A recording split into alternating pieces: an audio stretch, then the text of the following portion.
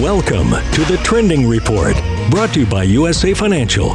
The Trending Report is a series that aims to focus on the trend lines rather than just the headlines. Each episode features commentary around the state of the market, as well as other factors that may impact your personal finances. The host of the Trending Report is an investment advisor representative of and securities are offered through USA Financial Securities, member FINRA SIPC, a registered investment advisor. The Trending Report is educational and not intended as personal financial advice. Hi, this is Kevin Roskam with USA Financial, and this is your February of 2025 Trending Report. Coming to you in February, in the middle of the month, it has been a volatile time. Uncertainty has been the theme really for the last 5 or 6 months. And battling and dealing with and overcoming that volatility that we see around us in order to allow our portfolios to interact with the stock market is really the goal recently of these trending reports. So what I want to do a little different today is I want to spend a little more time showing a couple graphs and charts, maybe a little less story time than normal, but I think it's important.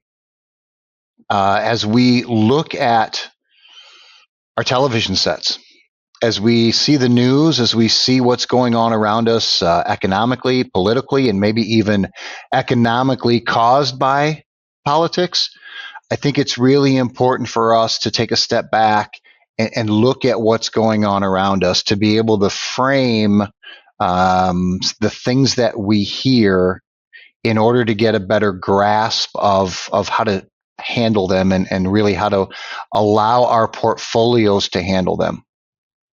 And so I want to share my screen right away. And as I share my screen, I'm actually going to just read a couple of things to you just so I have the definitions correct and so we can go through accurately what we're looking at. The first thing I want to talk to you about is volatility. Volatility and the relative market reaction to volatility. And so very simply, the volatility index, what you're looking at, is a widely used indicator that measures the volatility of the S&P 500 index. It helps measure expectations about how much the S&P will swing over the next 30 days. It's not a guarantee of how much it will swing, but it gives us an idea of what we could expect over time. What you're looking at, the dark line, is that volatility index, and it's going back over time. And overlaid is this Standard & Poor's S&P 500, that index of the 500 largest publicly traded stocks in the United States. The first thing that you should see, if you look at 2008, which is in the middle here of this slide, is that volatility, of course, spiked in 2008, and you can see the market reaction to it. You see the market fall. Fast forward to 2020, where we see that massive spike in volatility. And again, you see the market fall in relation to that massive spike. And so what you see, a couple of things. The great financial crisis. The VIX spiked to around 80 in September of 2008 as Lehman Brothers went bankrupt. And you can see that in the gray area. The pandemic. The VIX jumped to levels above 85 in early March of 2020. And then finally in March of 2023, with the Silicon Valley bank run, you can see that there is an initial jump where the VIX goes above 30 as well. And so on this screen, just a couple of things, what the VIX level is and what it typically indicates. Below 15 is optimism dominates and markets are rising thanks to low volatility. 15 to 25 indicates a certain level of market volatility, but optimism remains. 25 to 30, markets experience significant volatility and fear is rising. And of course, above 30, markets experience turbulence and nervous investors are selling stocks. So I wanted to run through that because if you look at this screen, what you see first of all is that we're not near 2008 or 2020. Volatility has spiked. It's certainly in that, 25 to 30 range. But if you've heard me speak over the last several months, volatility brings the opportunity for growth. We have to get through some of that volatility in order to see our accounts grow. And so the first purpose for this slide, the main thing is for you to get a visual of where we are in terms of the volatility index. And we are not near the panic mode. I just think that's really important because, like I said, with everything going on around us, if you're the type of person that watches the news, if you're the type of person that pays attention to what's happening politically, regardless of your party affiliation, these can be nerve-wracking times. And it's okay to be emotional. It's probably normal to be emotional. But allowing that emotions to leak into your investment portfolio is where bad things can happen. And so, again, as a summary, we're looking at the volatility index, and you're looking at how the S&P 500 has reacted historically interacted with volatility. And so I'd like you to be encouraged by this slide, because the first thing you see is that where we are today is not similar to other times where the market has been in turmoil and we've seen massive drops in the marketplace. Now, of course, the market can rise and fall, but we're not at that point of mass volatility or mass fear. The next slide I want to talk about is the Consumer Confidence Index. This is another one that I think is very important for us to step back and understand where we are when it comes to consumer confidence. Now, consumers are not businesses. They're not massive Fortune 500 companies. They're people like you and I. And again, just to read you the definition, the Consumer Confidence Survey reflects prevailing business conditions and likely developments for the months ahead. This monthly report, details consumer attitudes, buying intentions, vacation plans, and consumer expectations for inflation, stock prices, and interest rates. The data is available by age, income, 9 regions, and the top 8 states. And so just to read from Dana M. Peterson, the chief economist at the Conference Board, who collects this data every month, for January, the quote is, consumer confidence has been moving sideways in a relatively stable, narrow range since 2022. January was no exception.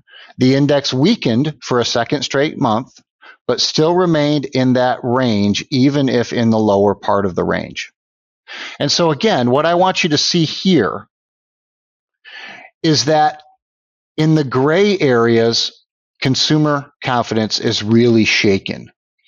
And if you think back, you know that when consumer confidence is shaken, you see it in 08, 09, and then you see it again briefly in 2020. Of course, that consumer confidence is going to affect the stock market, and it's going to affect our portfolio. But the big thing to take away from this slide, especially over the last couple of years, is that range that consumer confidence is stuck in.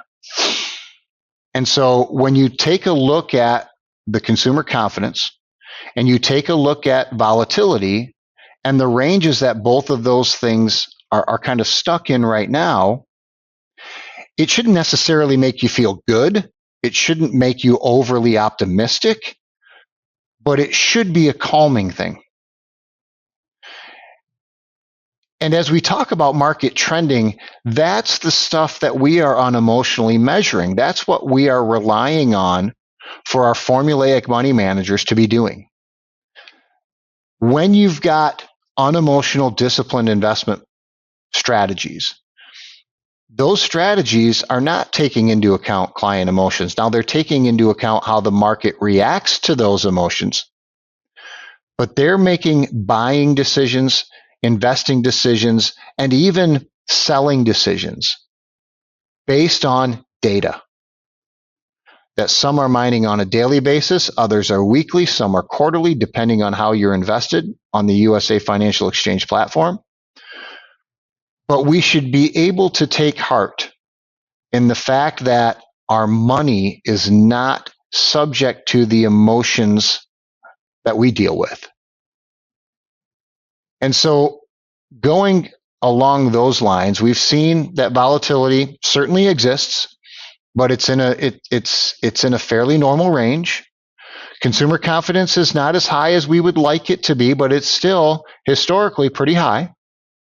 Let's look at what the trend is, like we do every month. And so the 1 month of the S&P 500 is fairly positive. For the last 20 or so days, we've kind of been in this range. I think as of now, like as I'm talking right now, the market is down today. But we've been in this range, this 1 month, initially positive, kind of the euphoria of finally, we have a political structure in place. The elections are over, and we've got that done. That typically happens by the end of January. And then kind of reality starts to set in. What are the changes? What's going on? And so we see that in this last 30 days in the stock market. But again, as we continue to zoom out, we start to see the overall trends. For the last year in the marketplace, you can see this chart really does coincide with the volatility that we've seen. Performance never happens in a straight line. But we know that if we have the proper exposure to volatile markets, we have the chance for long-term success. And that's what we see over the last year. We see some dips. We know that we've gone through, some market times where, our accounts are down today, or they're down this month, or whatever it may be. But again, the trend over the last year, if we can stomach the volatility, has been positive. To take it out to 5 years, again, every month we get farther and farther away from March of 2020. So on the very left-hand side of this chart, we still see that dip from the beginning of the pandemic. Now what we will start to see, again, as we go on, is how does this trend continue into the future? And so what we see, and this is really the purpose of this 5-year chart, we see that over time, when we're exposed to the market with unemotional, disciplined investment strategies, we have the chance to see long-term success. Now we're in the second month of 2025.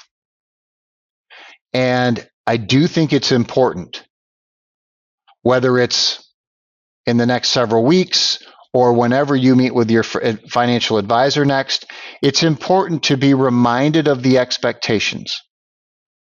I'm showing you a chart of the S&P 500, but I would bet for most of you, if you have a good financial advisor, you do not need the return of the S&P 500 for your financial plan to be successful. In fact, that's why we use risk management, because although we're exposed to volatility, we should not be exposed over time to the same volatility that the S&P 500 is. We shouldn't need to take the risk of the S&P in order to get the return for our plan to be successful.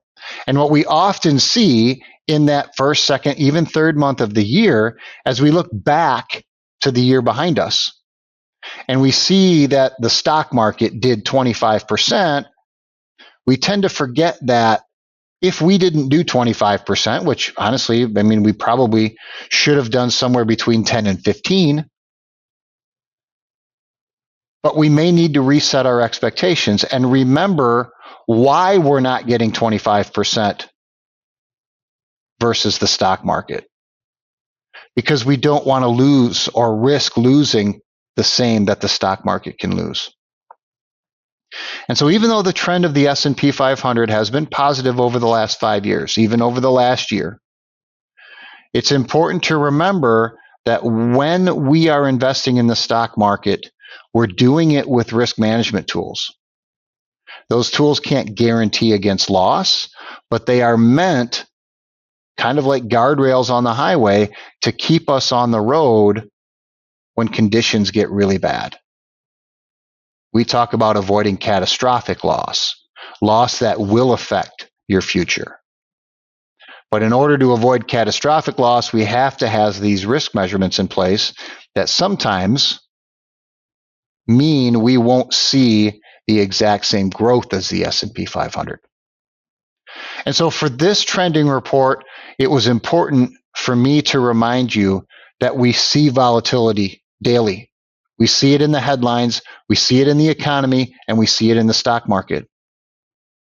But what's important is that we don't allow our emotions to affect the way we invest. And if you're invested on the USA Financial Exchange with unemotional money managers, you have the opportunity to keep your emotions away from your long-term growth. I'm Kevin Roskam with USA Financial. This has been your February 2025 Trending Report. Thank you for your time, and we'll see you next month.